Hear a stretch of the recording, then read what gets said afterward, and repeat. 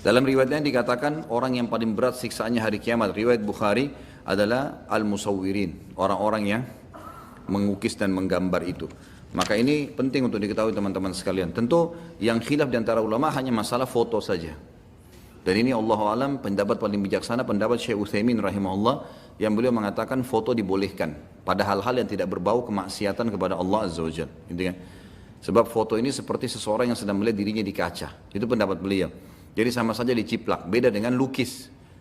Lukis itu tidak akan bisa sama dan memang ini yang dilarang dalam hadis, gitu kan?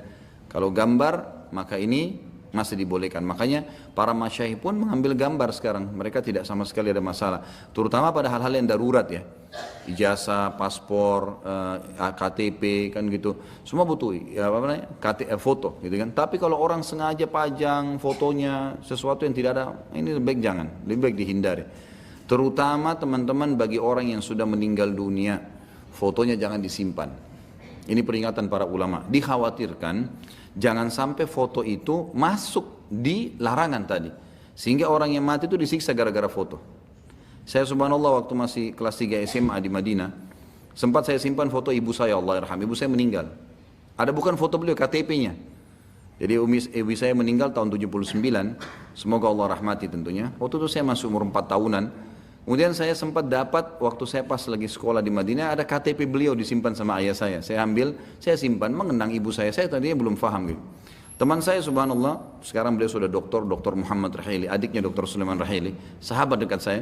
Kemudian dia bilang sama saya, dipanggil, duduk di mobil, terus dia nasihatin. Itu kakak kelas saya, dia sudah tingkat 2 kuliah hadis. Dia bilang, Khalid, ente nggak berpikir akhi tentang masalah foto ibu ente kalau ente simpan. Karena pernah saya sampaikan kalau ada saya simpan.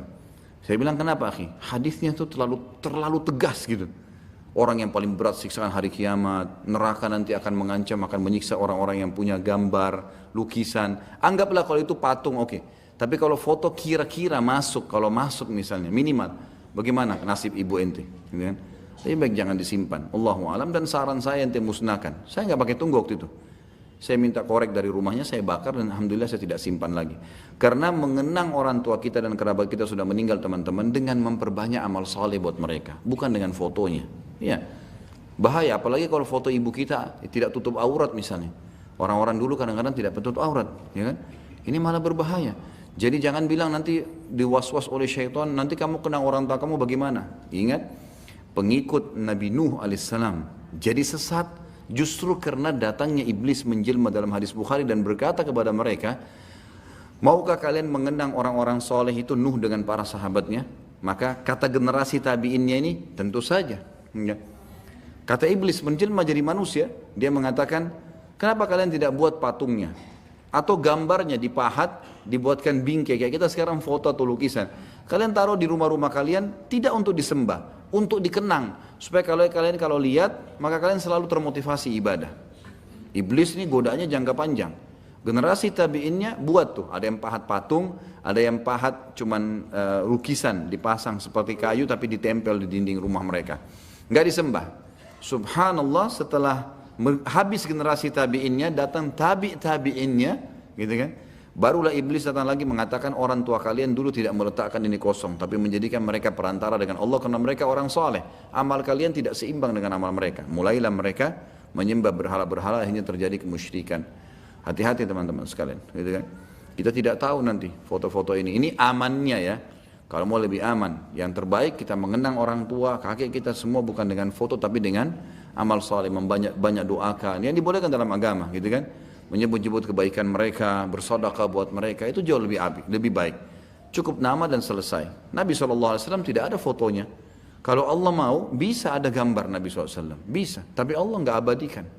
Cukup ditahu ini ada nama Nabi Muhammad SAW, kita bacakan salawat buat beliau. Oh ini ada sahabat-sahabat yang masuk surga, 10 orang dan sahabat-sahabat yang punya kemuliaan, dan ini fadilah-fadilahnya dinukil dalam buku-buku supaya kita tahu fadilah mereka, dicontohi. Hanya itu. Bukan dikenang dengan gambar, karena ini berbahaya sekali efeknya.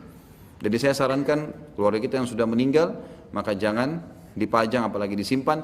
Foto kita pun lebih baik kita simpan teman-teman. Kalau darurat, Syekh Utsaimin menganjurkan agar tetap jangan pelanggaran agama. Maksudnya, kalau kita punya foto, mungkin foto perkawinan, mungkin foto istri atau foto suami, foto anak dibutuhkan, ditaruh di album disimpan. Di HP pun darurat disimpan. Satu waktu perlu untuk identitas misalnya boleh. Tapi kalau untuk dipajang-pajang, ini ada hukum lain. Seperti misalnya tidak masuknya malaikat di ruangan yang ada gambarnya, itu masuk dalamnya foto kalau itu. Itu masuk di dalamnya juga foto, Allahu alam. Jadi hati-hati karena ini ancamannya sangat berat.